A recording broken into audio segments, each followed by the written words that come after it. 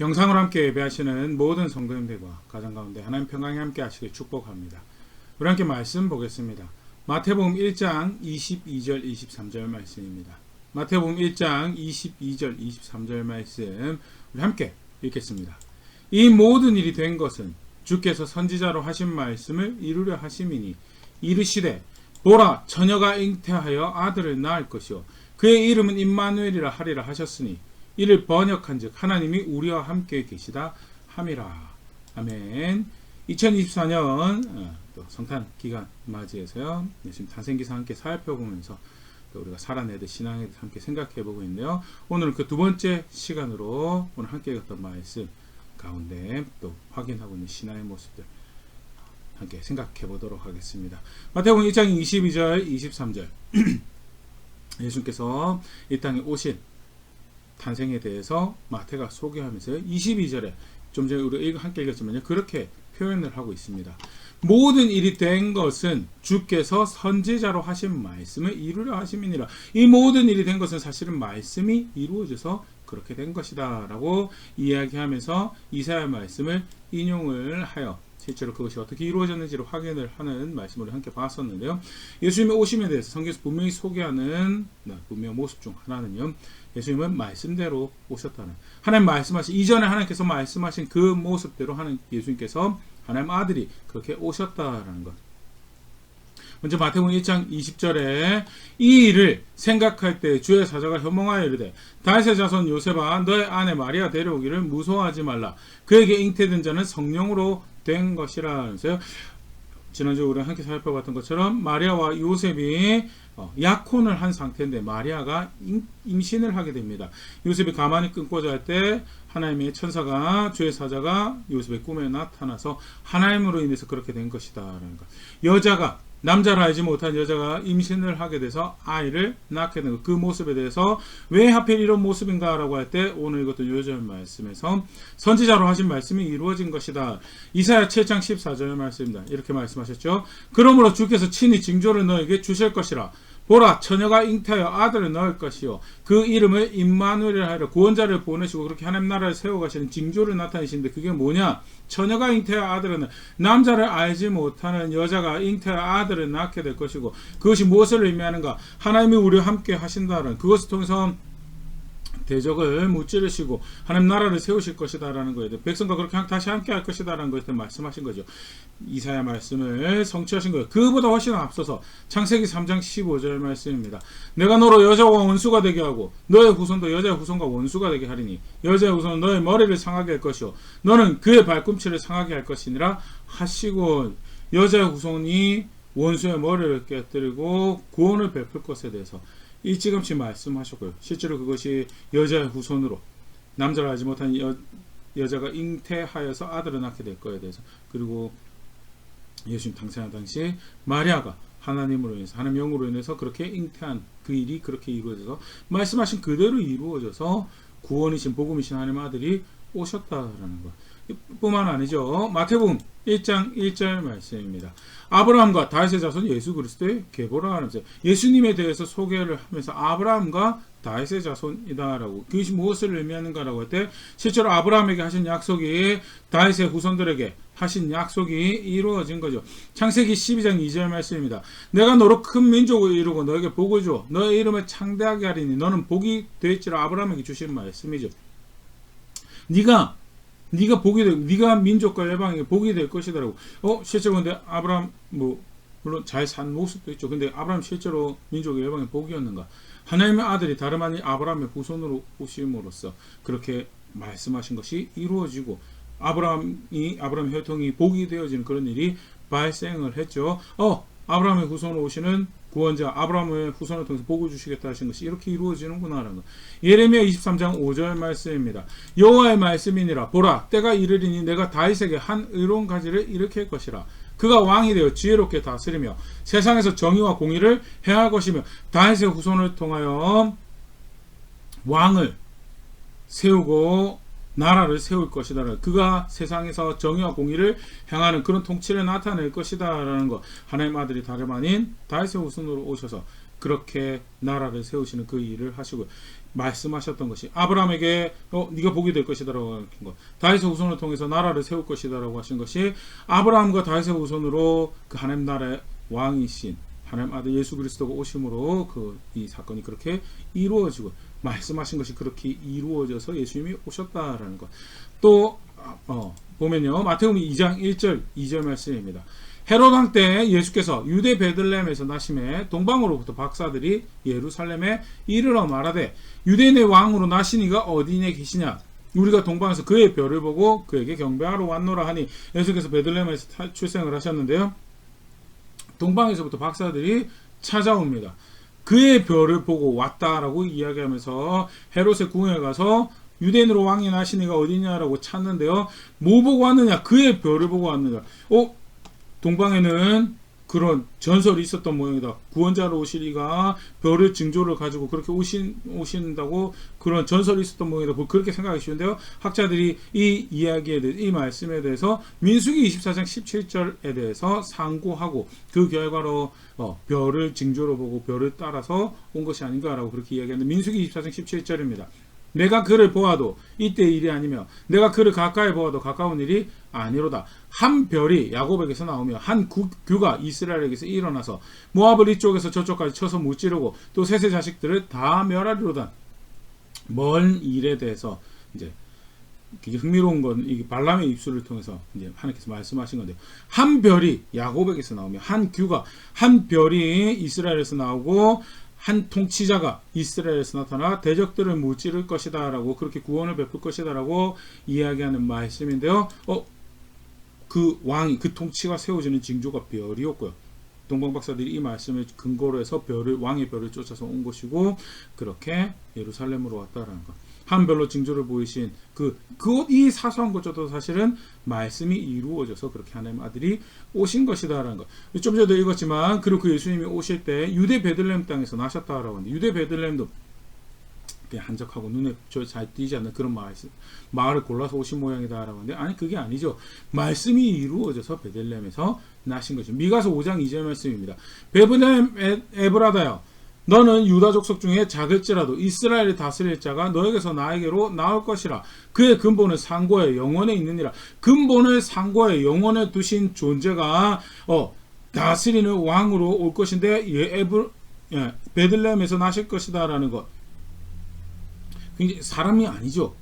근본을 상고에 하나님부터 오는 모양이다, 뭐 그렇게 읽을 수 있지만 신적 존재의 근본을 상고에 영원에 두고 있는 존재가 다스리기 위해서 오신다는 베들레헴에 날 거에 대해서 하나님의 아들이 그런 모습으로 베들레헴에서 나시고요.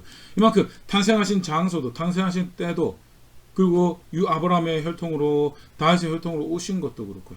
그리고 남자를 알지 못하는 마리아가 임신해서 그런 초자연적인 일을 통해서 오신 것도 사실은 다 하나하나가 뭐냐, 하나님 말씀이 이루어져서 구원이 이 땅에 오시고, 하나님 말씀이 이루어져서 구원자가 그렇게 이 땅에 오셨다라는 거. 그래서 사도 요한이 그 예수님에 대해서 소개를 하는데요, 시기적으로 사실 마태, 마가, 누가보다 후대에 기록한 것으로 알려져 있고요. 그래서 이미 마태, 마가, 누가를 통해서 예수님 탄생 소식이 알려져 있는 거에 대해서 죄송합니다, 마태랑 누가죠, 알고 있었고, 다시 똑같은 이야기를 반복하지 않고 요한이 사용한 예수님의 오심에 대한 묘사가 사실 이러한 이해를 분명히 확인을 하고 있죠. 요한복음 1장 14절 말씀입니다. 말씀이 육신이 되어 우리 가운데 거하시매 우리가 그의 영광을 보니 아버지의 독생자의 영광이요 은혜와 진리가 충만한, 하나님 말씀이 육신이 되어서 우리 가운데, 하나님 말씀이 실제로 가시적인 것으로 만져지는 것으로 성취가 되어서 우리 가운데 거하셨고, 그게 하나님 아들 우리에게 오신 모습이고, 그가 오신 모습은 분명하게 하나님 말씀이 이루어져서 온 거고, 그렇게 해서 하나님 영광을 우리 가운데 나타내셨다라는 것을 이렇게 말씀으로 표현을 하고 있고요. 예수님의 오심은 하나님 말씀이 이루어져서 오신 것, 단순히 오신 것만 하나님 말씀이 이루신 게 아니었죠. 하나님이 말씀하신 그것이 성취가 되어서 예수님이 우리의 구원자가 되셨다라는 것. 한테 몇 가지 말씀 조금 더 보면요, 요한복음 4장 34절 말씀입니다. 예수께서 이르시되 나의 양식은 나를 보내신 이의 뜻을 행하며 그의 일을 온전히 이루는 이것이니라. 그의 뜻을 행하고 그가 맡기신 일을 이루는 것, 말씀대로 그렇게 명령되고 예언되어졌던 것을 이루는 것, 그것이 내 존재의 양분이고 내가 살아가는 원동력이고 나의 힘이고 나의 열정이다라는 거, 그게 나의 양식이라고 표현돼 주고요. 예수님이 오셔서 살아내신 모양은 뭐냐? 보내신 이의 뜻을 이루고 그의 일을 온전히 이루는 것이 예수님 살아내신 방법이죠. 예수님께서 전하신 메시지는요, 요한복음 12장 49절 50절 말씀입니다. 내가 내 자의로 말한 것이 아니오 나를 보내신 아버지께서 나에게 말할 것과 이를 것을 친히 명령하여 주셨으니 나는 그의 명령이 영생인 줄 아노라. 그러므로 내가 이르는 것은 내 아버지께서 나에게 말씀하신 그대로니라 하시니라. 예수님 삼위 하나님의 한 분으로 하나님 아들로 충분히 자기 말을 할 권리와 능력이 있으신 분이 그럼에도 불구하고 자유로 말한 거 없다라고. 내 아버지께서 나에게 말씀하신 그대로를 내가 이야기한 것이, 나는 아버지의 명령이 그게 생명이고 영원한 생명인 줄 안다라고. 그만큼 예수님은 하나님 뜻을 이루시며 하나님께서 말씀하신 것을 가르치고 확인하고 그렇게 해서 하나님 나라 복음을 전하신 것이고, 궁극적으로 십자가에 매달리시는 모습에서도요, 아버지의 원대로 행한다라고. 마태복음 26장 39절 말씀입니다. 조금 나아가서 얼굴을 땅에 대시고 엎드려 기도하여 이르시되 내 아버지여 만일 할만하시거든 이 잔을 나에게서 지나가게 하옵소서. 그러나 나의 원대로 마시옵고 아버지의 원대로 하옵소서. 예수님께서 그 구원 사역의 일종의 정점이죠. 십자가에 못 박히신 거. 예수님 마음대로 하신 거 아니다. 나의 원대로 마셨고 아버지의 뜻대로 아버지의 원하는 대로 하시고 그렇게 하나님 말씀을 이루셔서 우리의 구원이 되셨고요. 십자가에서 맨 마지막으로 하신 말씀을 우리에게 알려져 있는데 요한복음 19장 30절 말씀입니다. 예수께서 신 포도주를 받으신 후에 이르시되 다 이루었다 하시고 머리를 숙이니 영원히 떠나가니라 하면서 맨 마지막에 십자가의 사역을 다 이루시고 하신 말씀이 뭐냐? 다 이루었다. 물론 이 일이 끝났다라는 의미도 되겠지만요. 또 하나 더 생각해 볼 수밖에 없는 것은 하나님 말씀하신 것은 내가 다 그대로 다 이루었다라고 그렇게 해서 우리의 구원이 되셨다. 살아가신 모양도 그 뜻대로 살아가는 것이 그 뜻대로 그것을 온전히 이루는 것이 내 삶의 원동력이다라고 내 삶의 양식이다라고 가르치시는 것 하나님 말씀대로 하시고 구원의 사역을 이루시는 것도 하나님 아버지의 원대로 하시고 그리고 그거 다 이루었다라고 십자가의 사역을 완수하신 예수님이시고 그래서 바울이 이렇게 예수님을 증언합니다. 고린도서 15장 3절 4절 말씀입니다. 내가 받은 것은 먼저 너에게 전하였느니 이는 성경대로 그리스도께서 우리 죄를 위하여 죽으시고 장사 지낸 바 되었다가 성경대로 사흘 만에 다시 살아 그의 십자가 부활의 사역을 그가 그렇게 우리의 구원이 되신 것은 성경대로 행하신 것이었다. 하나님 말씀이 이루어져서 우리에게 구원이 되었다라는 것을 증언을 하죠. 그래서 베드로는 그걸 뭐라고 그것도 표현하냐면요. 베드로전서 1장 23절 말씀입니다. 너희가 거듭난 것은 썩어질 씨로 된 것이 아니오 썩지 아니할 씨로 된 것이니 살아있고 항상 있는 하나님의 말씀으로 된 너희가 거듭난 것 너희가 구원받은 것을 예수님의 믿음으로 구원받은 것이다라고 그렇게 표현할 수 있는 충분히 그렇게 말씀할 수 있는 대목이 그걸 뭐라고 표현 항상 있는 하나님의 말씀으로 되었다라고.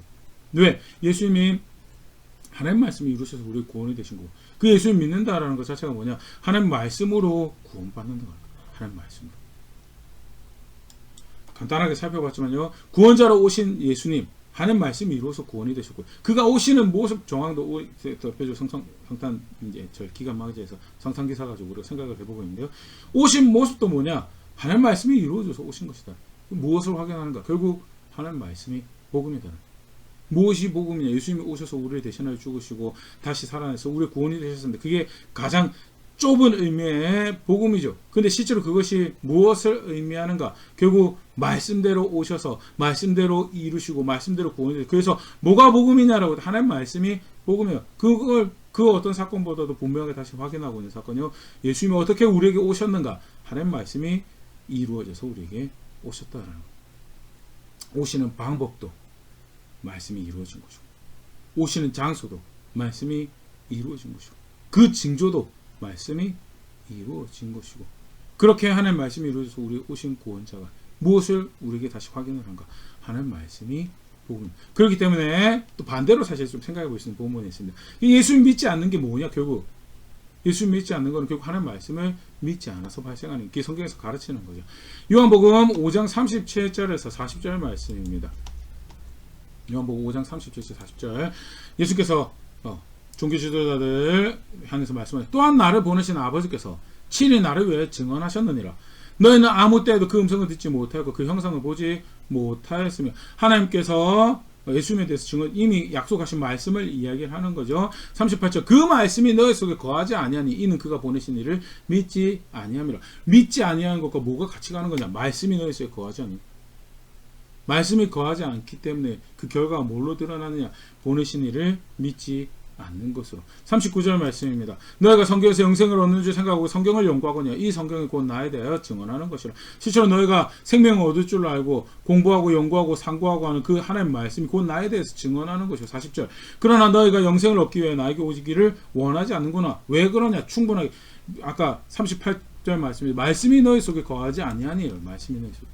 그 말씀을 충분하게 존중하지 않기 때문에 결국 예수님을 믿지 못, 그걸 연구하고 상관, 그게 구원이 됩니다라고 이야기하면서도 결국 그걸 충분하게 존중하지 않기 때문에, 믿지 않기 때문에 예수님을 믿을 수가 없더라라는 거. 요한복음 8장 45절도 마찬가지 또 비슷한 거 말씀하시죠.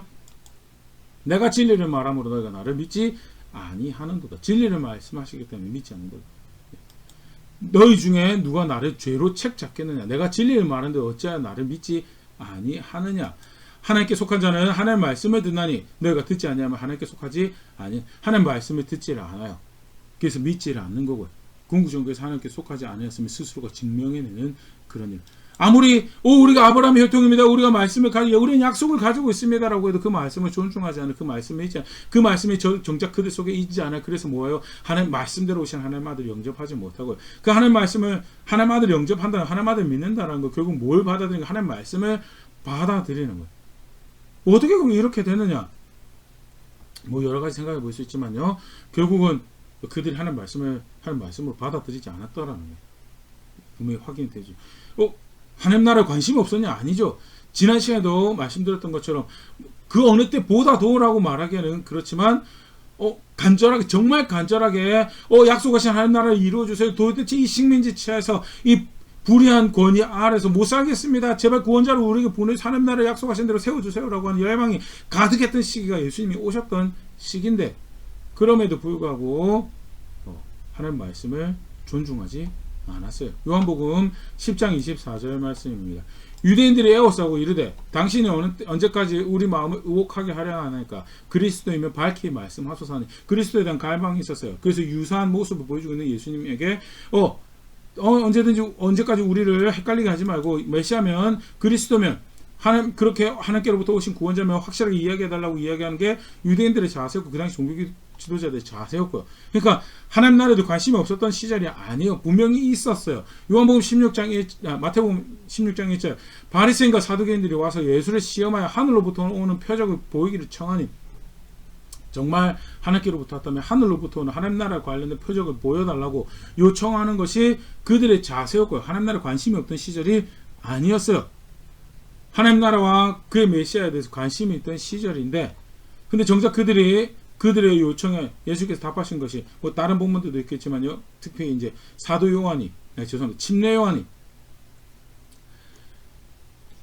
당신이 오시기로 한 그이십니까? 아니면 우리가 다른 일을 기다려야 됩니까? 라고 요한도 살짝 이제 다시 확인을 하는 그런 대화가 제자들부터 확인하는 그 장면이 성경에 소개되어 있고, 마태복음 11장 4절 5절에 예수께서 이렇게 답하십니다. 예수께서 대답하여 이르시되 너희가 가서 듣고 보는 것을 요한에게 알리되, 이렇게 가서 이야기하라고. 5절, 맹인이 보며 못 걷는 사람이 걸으며 나병한 자가 깨끗함을 받으며 못 듣는 자가 들으며 죽은 자가 살아나며 가난한 자에게 복음이 전파된다 하라라면서요.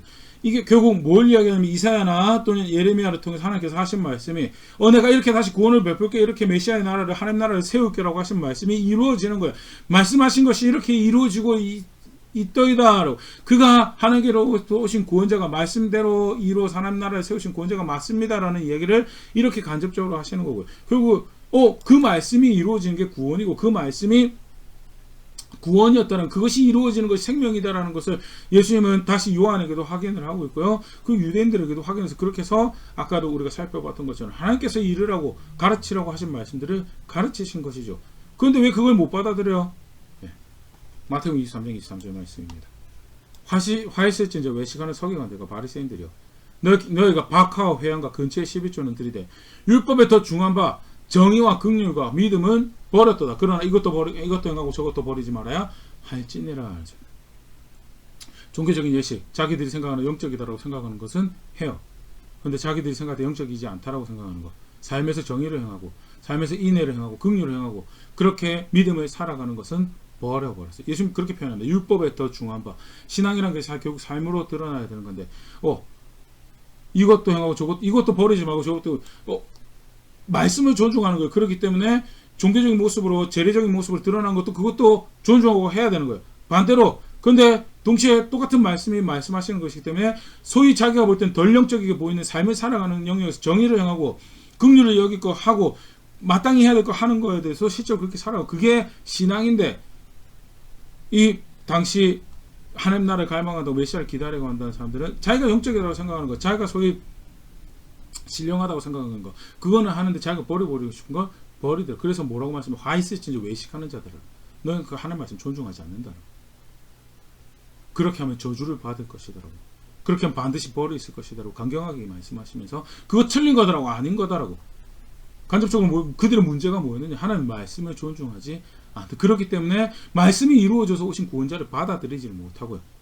하나님 아들이 자기들이 고막을 울리면서 육성으로 복음을 전하고 그들의 눈앞에서 하나님께로부터 왔음을 알리는 표적을 보여줌에도 불구하고 그를 영접하지 못한 결국 뭐예요? 하나님 말씀을 존중하지 않기 때문에 못 받아들이고 복음이 뭐였는데 그들의 귓가에 들리는 복음으로 오신 예수님 결국 하나님 말씀이 이루어진 거고 뭐가 구원인데 하나님 말씀이 이루어진 거거든요.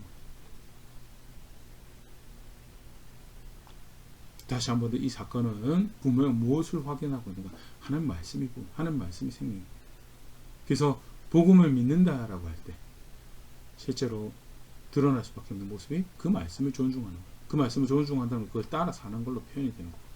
요한복음 3장 36절 말씀입니다. 아들을 믿는 자에게는 영생이 있고 아들을 순종하지 아니한 자는 영생을 보지 못하고 도리어 하나님의 진노가 그 위에 머물러 있느니라는 거죠. 믿는 거하고 똑같이 나란히 사용하면서 동일한 걸 의미하는 표현으로 사용한 게 순종하지 않는 거죠. 정확하게 구조적으로 바른 대조를 하려면 아들을 믿는 자는 영생이 있고 아들을 믿지 않는 자는 영생이 없다라고 이야기를 해야 되는데 그렇게 말씀해요. 그러니까 그만큼 믿는 거하고 순종하는 건 동일한 거예요.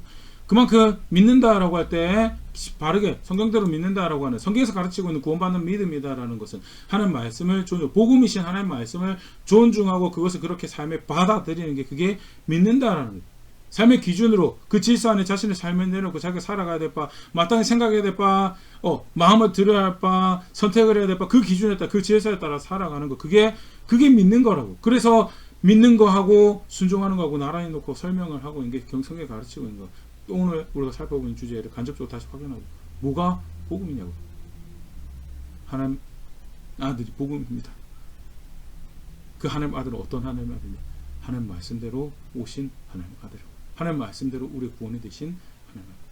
궁극적으로 뭘 이야기하느냐? 하나님 말씀이 복음이다. 하나님 말씀. 베드로전서 2장 14절 16절 말씀입니다. 너희가 순종하는 자식처럼 전에 알지 못할 때에 따르던 너희 사욕을 본받지 말고 베드로가 신앙에 대해서 이야기하는 거죠. 믿는다라고 하는 건 사사로운 욕심 떠나가는 게 아닌데 사사로운 마음의 원함을 쫓아가는 게 아니다. 순종하는 자식처럼 살아가면서 15절 오직 너희를 부르신 거룩한 시험 너희 모든 행실을 거룩한 자 말씀을 따라서 무엇이 거룩한 건지 규정하신 하나님의 말씀을 쫓아서 모든 행실을 거룩한 자로 살아가는 것이 그게 신앙이라고 그게 순종하는 자식으로 살아가는 모습이라고 16절 기록되었을 때 내가 거룩하니 너희도 거룩할지어다 하셨는데 그게 하나님 백성이 요구하셨던 궁극적인 백성의 모습이죠. 백성의 삶의 모습, 신앙의 모습이죠.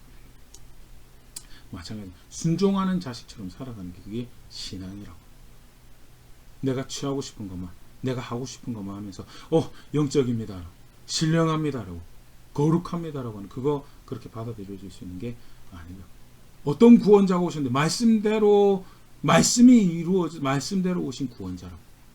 그리고 그가 말씀대로 살아내시고 말씀대로 가르쳐 주셔서 우리의 구원이 되셨고 그래서 거듭났다라고 할 때도 하나님 말씀으로 거듭났다라고 가르쳐진 게 성경에서 구원에 대한 이해고 복음에 대한 이해고요. 그리고 우리의 신앙에 대한 분명한 이해를 확인을 하고 있더라. 간단하게 살펴봤는데요. 그럼 교육 신앙은 뭐냐? 예수 믿는 게 뭐냐? 하는 말씀대로 살아가는 거죠. 하는 말씀. 예수님 어떤 예수님이 하는 말씀대로 오신 구원자. 그 말씀 요한이 정말 그냥 한 본문에 다 그걸 확인하고 있죠. 말씀이 육신이 되어 우리 가운데 거하시면 말씀이 육신이 되어 우리 가운데 거하시면 하나님 말씀이 복음이었다. 하나님 말씀이 생명, 하나님 말씀이 구원이다. 굳이 그거를 성경은 그 이해를 어떤 측면에서 예수님을 믿는 거다라고 표현을 하고 있고 어떤 측면에서는 그 말씀을 거듭났다라고 표현을 하고 있는데 굳이 강조하고 싶은 인격체 대신 예수 그리스도와 동행하는 것이 믿는 것이 그게 구원입니다라고 이야기하면서 정작 말씀을 따라 살아가는 실제로 그게 어떤 예수님이 오셨는데 하나님 말씀이 영생이다라고 나는 그것만 이야기한다라고 그것만 가르친다라고 그게 내 삶의 열정이고 그게 내 삶의 자원이고 존재의 가치다라고 그렇게 해서 다 이루었다라고 구원을 이루신 그 말씀하신 거 다 그 뜻하신 거 다 이루었다라고 구원을 베푸신 예수님을 믿는다라고 하는데 정작 따라 살아야 될 것은 슬그머니 살아감죠. 인격적으로 예수 그리스도 믿는다라고 하면서 자기 길 만들라고 성경에서 가르치지 않는 동행이란 것을 자기 임의로 하는 그게 과연 그게 신앙일까에 대해서 오늘 우리가 살펴보고 있는 예수님 탄생 기사에서도 예수님은 말씀대로 오셔서 말씀대로 우리 구원이 되셨다는 거예요. 하나님 말씀이 구원이고요. 내가 볼 때 덜 영적인 것 같고 덜 신령한 것 같고 덜 신성한 것 같더라도 그게 하나님 말씀이 그게 내가 살아야 될 모습이 그게 우리가 신앙이다라고 할 때 고백해야 돼. 나의 걸음걸음에 나의 선택 하나하나가 되어져야 돼. 내가 그렇게 내 생각을 거기에 동의하고 내 마음을 내 느낌을 거기에 동의하고 내 입술을 거기에 동의하고 내 선택을 거기에 동의하고 살아가는 그게 신앙이다. 나는 어떻게 믿는다라는 고백하고 하나님 아들은 나의 구원자로 안다라고 고백해왔던 것 정직하게 다시 돌아볼 수 있으면 좋을 거고요. 실제로 그렇게 하나님 말씀 따라 살아간다라고 할 때 대표적인 모습이 뭐냐? 아까 우리 마태복음 23장에도 봤지만 예수님께서 그렇게 말씀하시죠. 정의를 행하고 긍휼을 행하는 거다. 정의를 행하고 인애를 행하는 대표적인 하나님 말씀이 뭐냐라고 할 때 대표적으로 두 개를 요약을 하면 등장하게 되는 게 정의를 행하는 거다. 권위 질서를 존중하고 공정한 것, 정의로운 것. 그러면서 동시에 은혜를 베풀고 긍휼을 여겨야 될 사람들을 은혜를 베풀고 긍휼을 여기고 사랑하는 자리에 있는 것. 그게 그렇게 책임져야 될 사람들에게 대해서 자신의 소임을 다하고 지켜야 될 책임져야 자기 자리 지키는 그게 사실 신앙이다라는 말씀 정직하게 난 예수 믿는다라고 하는데 정작 그 말씀대로 오셨다는 그 사실을 확인하는 바 하나님 말씀이 복음이다라는 거 하나님 말씀이 구원이다라는 거 그 사실을 믿는다라고 하는데 얼마나 내 삶에서 존중하고 따라 살아가고 있었던가에 대해서 다시 한 번 더 말씀 앞에 정직하게 돌아볼 수 있으면 좋을 거고 성경은 그걸 신앙이라고 합니다. 그래서 순종하는 자식이 되야 된다고 순종하는 게 믿는 거더라고.